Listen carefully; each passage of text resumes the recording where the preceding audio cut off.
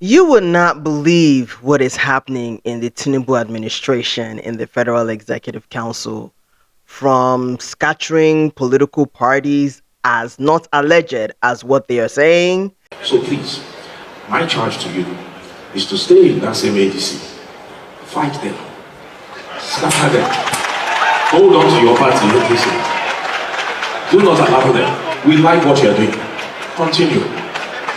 Don't mind the former governor said that you should come and join ADC. No. Stay in ADC. Win your re-election in ADC as you will. Bring Gombe, what's his name again? The Bala Gombe, bring him. We will support him. Bring him. Do the right thing. You are a fighter. Do the right thing. Nobody can come and take your party away from you. A party that you built up for years with your sweat and your money and everything. No. Continue.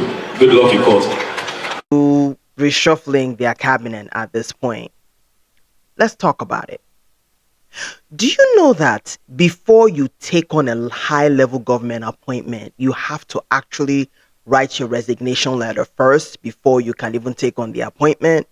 So that if there's any PR disaster of any sort, they can just issue your resignation and say you've resigned before you know what's going on.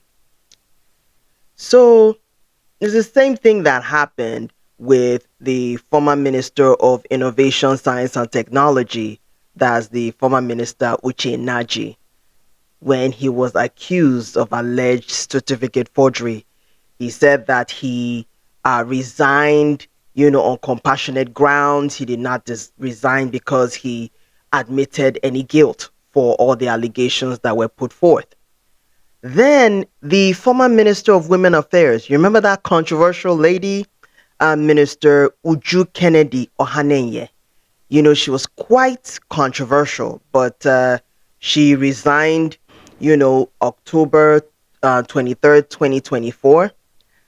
And, the president accepted her resignation. So you turn in your resignation so that if they're having any issue with you, they will just say, well, you resigned before they actually decide to fire you. Let's talk about what is happening today. The current former Minister of Finance, Wale Edun, is now said to have resigned on health grounds. Now, remember when he was in the Tinubu administration, when he was governor, he also resigned on for health reasons as well. I just feel like this is just a way for PR to kind of handle this. It was said that by various sources that he actually wanted to resign, but the president said just wait up for us to get a replacement.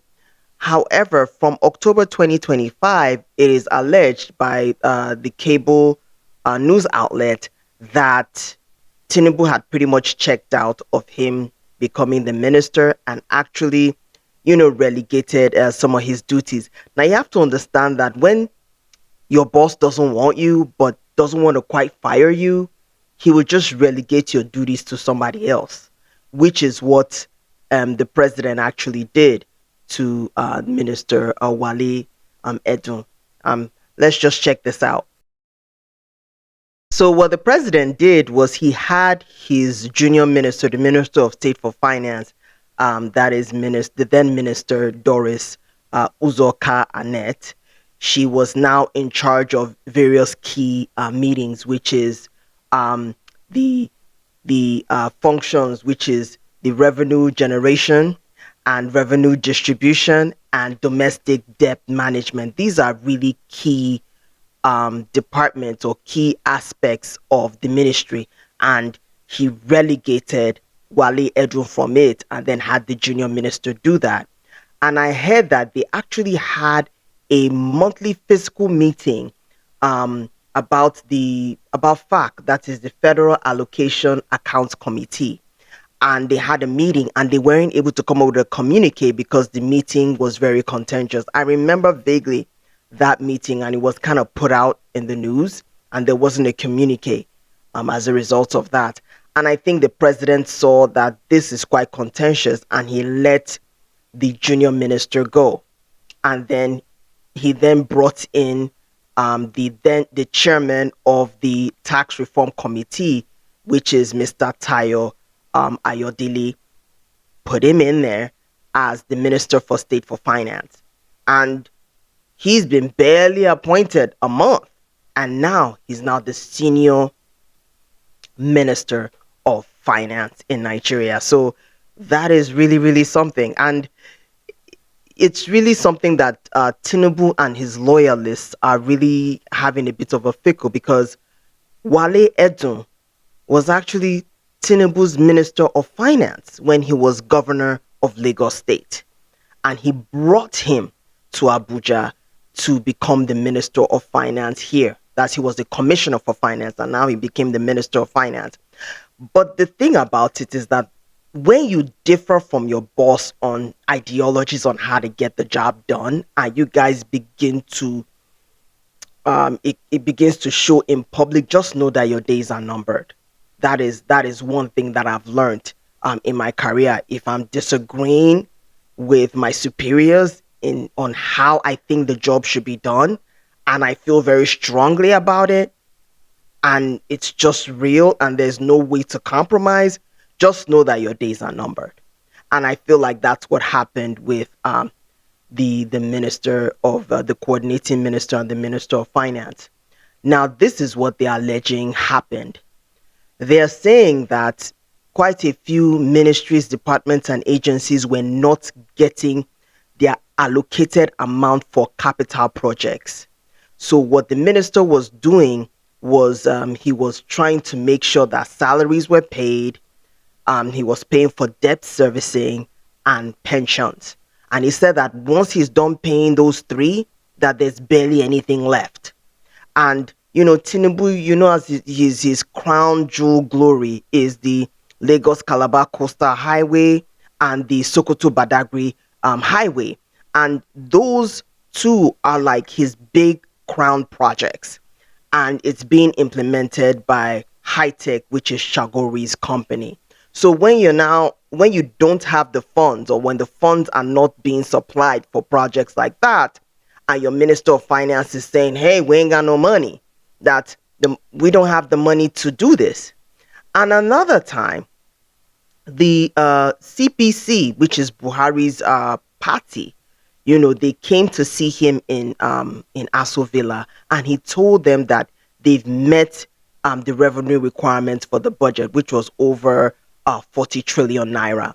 And 3 months after that meeting, Wale Edun, the then minister at the time, presented before the House of Assembly that the Nigerian government has only been able to raise about 10 trillion naira, and that there's a budget shortfall of about 30 trillion, which differs far from what the president told the Congress for Progressive Change political party.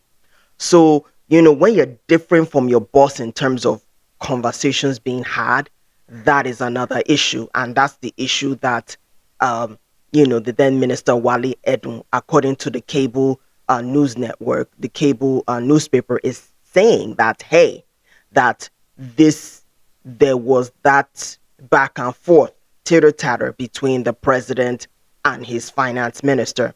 And it is also alleged that during the executive council meeting, that he actually exchanged words with the president. So you're already walking on eggshells with your boss, and then you're now going back and forth in front of your colleagues with your boss.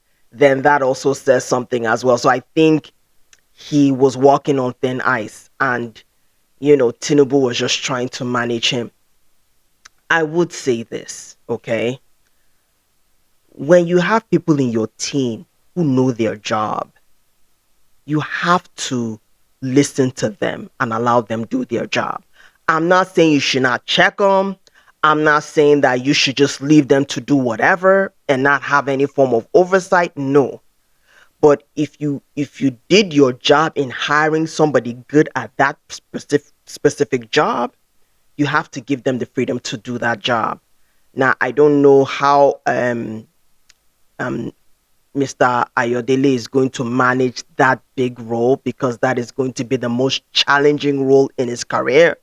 He has been a consultant with PricewaterhouseCoopers. He has led the the organization over the years, multiple African countries. He's done his thing. And he has, I've seen him in different fora, talking about auditing, talking about fiscal reform. He's very vocal in terms of financial policy reform. So, it's befitting for his career to become the Minister of Finance, but you have to understand the political dynamics. Politics is different from corporate, so you have to really figure out how to deal with politicians and deal with in the civil service. So that is another thing that he has to deal with. So I'm just saying that, if you differ with your boss, that can pose to be a problem. And I think that that was what happened with Minister Wale Edun, with his boss, President Asiwaju Bola Ahmed Tinubu. I am going to say this to the president. I noticed that anytime I'm listening to your speeches, you don't even say up to one sentence and people are clapping. You don't say up to two sentences and people are already clapping. So you have yes men and yes women around you. So you don't have any idea what is going on around you, because you have people who are your psychophants, to be very honest with you, Mr. President. I'm not saying that Wale Edun was a perfect minister or what have you. But if your minister cannot disagree with you for what he has spent years of his life becoming an expert in, and telling you when there's danger coming looming, and that he's not able to spend money on debt servicing, on salaries, on pensions, that's an issue. But I don't know, the brick and mortar and what happened behind the scenes. But I just noticed that you just have a bunch of psychopaths around you and people that just say yes sir, yes sir. You need people around you that will be able to challenge you and challenge your ego, Mr. President. Because it's not just about you, sir, it's about the country. It's about Nigeria. And you need to be able to, as a leader, you need to be able to hire people better than you. And if there's anything that is getting in the way of them doing their job, you take away those obstacles. That's your job as a boss, you know. But I don't know the ins and outs. And there was also another issue with billions of naira being given to a consultancy firm that is owned by a governor that's always around the president. And that was found out. That's not a good look. But if the person is good at their job, you know, yes, they have to be politically aligned with you. Yes, they have to be loyal to you. But loyalty doesn't necessarily always mean psychophancy. A person can disagree with you because they are loyal to you. So somebody can disagree with you. I can be loyal to somebody and still be able to correct them and speak to them behind the scenes and say, dude, this ain't right. I can be in solidarity with you in public, but behind the scenes, I should be able to say, dude, nah, that's not right. And I think that's where the minister went wrong. He was he started challenging the president in front of his staff. You don't do that. That's completely wrong.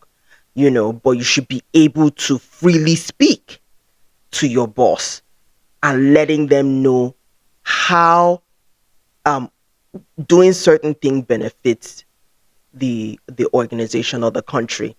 I do know that you just can't just get revenue just to maintain the status quo. You need to do more capital development that will bring in more revenue into the country. To understand where the president is coming from, but there needs to be more. There needs to be policies that create an enabling environment for businesses to thrive and for people to be able to thrive, and so that the economy just gets better. So that's just my take on it. I think that he was let go by the president, just like it's saying everywhere that he was just let go. It was even alleged that the president had actually checked out with him in October 2025, that he kept lobbying his position, but other sources are saying that he actually wanted to resign, but the president said, just wait, let's get somebody to replace you. So that's one major reshuffle that's being done in the cabinet. I hope this is not going to affect Nigeria's stance in the global stage in terms of the fiscal reforms that have been done and how, on the macro level, our indices are looking relatively decent. So I hope this doesn't affect anything. But this reshuffling done this close to 2027 election, mm, that begs to question. It looks like the president is very confident about his re-election. What do you guys think? Let's hear it in the comments.